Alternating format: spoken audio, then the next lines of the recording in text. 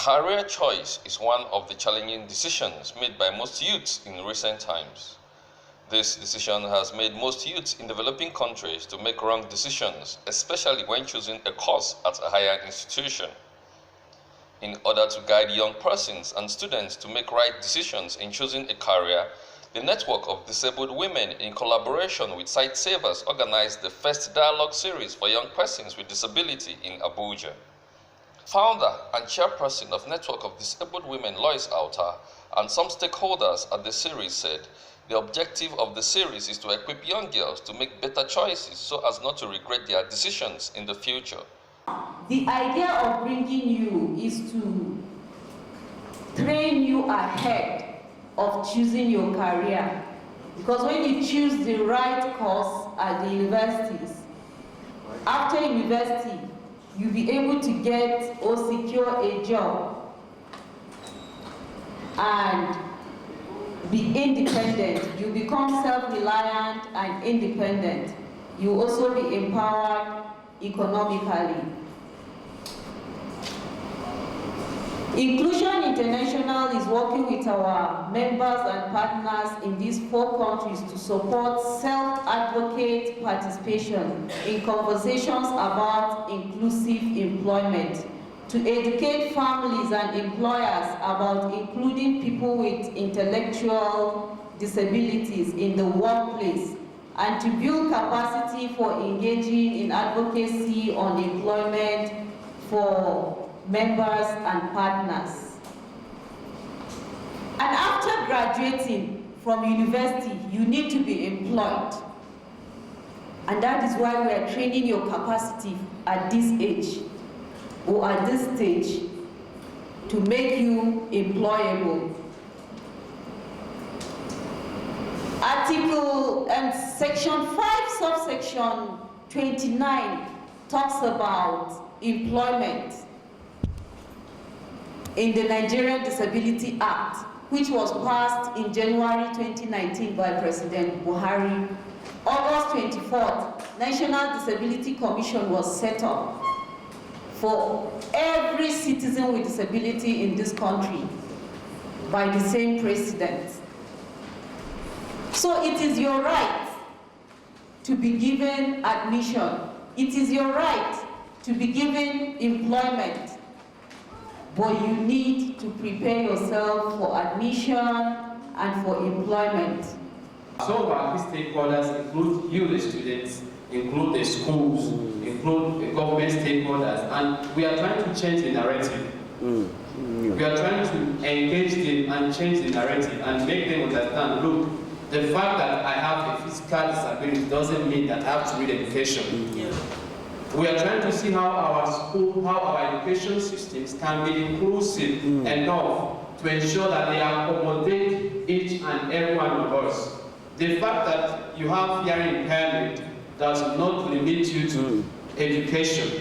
I remember when I wanted to apply for a course in the University of Abuja. I loved that particular course, and I was the only deaf. I met all the requirements. So they told me, oh, you are a deaf person, sorry, you can't study this course.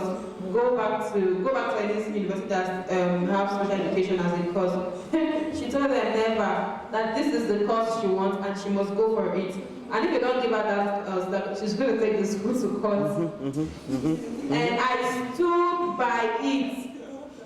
So it depends on what you stand for. If you really want that thing, go for it. You are a citizen. For the fact that you are deaf, if you are a deaf person, that will even make them to bring get provisions for a deaf person in case they have a deaf person in the future after you must have studied and left that university. So when you stand on your ground and demand for what you want, they must make provisions for that.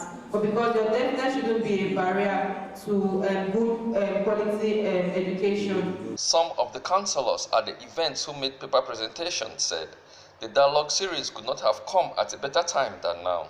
They also charged the students to have self-confidence as they have equal rights as human beings and citizens of the country. Follow these steps as you prepare a career path. Number 1 step, outline your career goals. I'll just read them out and then I will explain them. So outline your what? Your career goals. Number 2, create a 5-year plan and a 10-year plan for yourself. Number 3, discover your personality type. Number 4, review your previous experience. Number 5, compare job requirements to your education. Compare job requirements to your education. 6, assess your current skill set. Assess your current skill set. Take note of your interests. 8, identify your core values. 9, consider job growth. Consider the job growth. You will not say, because I love English, but my friend is doing maths, I want to go for that. You cannot choose your career in area you are not very good. So you have to know the combination of the subjects you combine to become a specialist in your area. Like in secondary school, as in senior secondary class, the class is divided into 3. Like we have arts class, we have science class, and we have commercial class. Anyone that go for commercial, you know, you want to work in the bank, you want to become a marketer. So you know that that area is your area and you are very good in that. So you can choose your career in that area to become a banker, to become a marketer. So, and you know, you want to be in a class of science, you want to become a doctor, you want to become a physiotherapist, all this medical line job is there for you. And if it is arts, we have already said it, you know the area that you want to, the subject combination you have to do. And after getting your subject combination right, you know that you obtain a JAMB form in proceeding. Some things that we may feel may limit us may actually be what will help us in an area. For example, I was watching a TV show a long time ago called Switched at Birth, and in the show, one of the main characters, she's deaf, and one thing that was really one of her big strengths was the fact that she was able to listen to people a lot. People loved her because they felt, oh, you listen a lot to me, more than other people that are even closer to her. So I feel like sometimes the things that we discredit about ourselves, we should not let them discredit us. They can be your big strength. That's what I believe. Another thing regarding career opportunities is, if you find a career opportunity that you like, I think it's important for you to look at maybe a mentor or somebody that is in that field to have an understanding of what you want to do. Like, let's say if you want to be a doctor now, maybe you can talk to a doctor and be like, okay, what is it like being a doctor? Just to see if it fits your lifestyle. Because yes, knowledge and skills are very good, but also try to figure out how you can practicalize this thing. Some of the participants appreciated the organizers for the dialogue and promised to put to practice what they have learned. They also narrated some of their experiences in the course of choosing a career. There used to be a lot of discouragement. Like some of us, you have it in mind that you choose, like example for law, for we the art students, if you want to go for law, some of our senior colleagues or our seniors that are already in universities, they will be telling us that if you go for law, you will not even have a job, or if you even have that job, nobody will even carry you, or they will not, who will go and carry a blind lawyer to go and stand for him.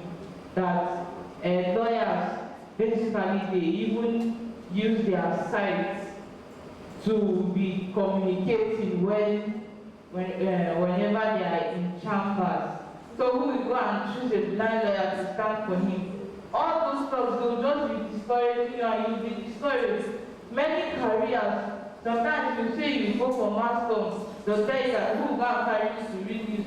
All this, you'll just be discouraged, you'll be even confused on what to go on. So now you see, sometimes you have interest in that particular career or you have interest in that course. They'll tell you that if you choose that course, they will even change your course. If you go to university, they will change your course, definitely. There are some courses I chose to study in school. For example, physical and health education. So they told me that I'm a deaf and I cannot study physical and health education. So they changed my course and told me that I should study special education, but I didn't want to study special education. But because of my deafness, they changed my course. So I told them that, can I pick another course aside from education? They told me no, that all deaf people that come to that school goes to, they give them special education.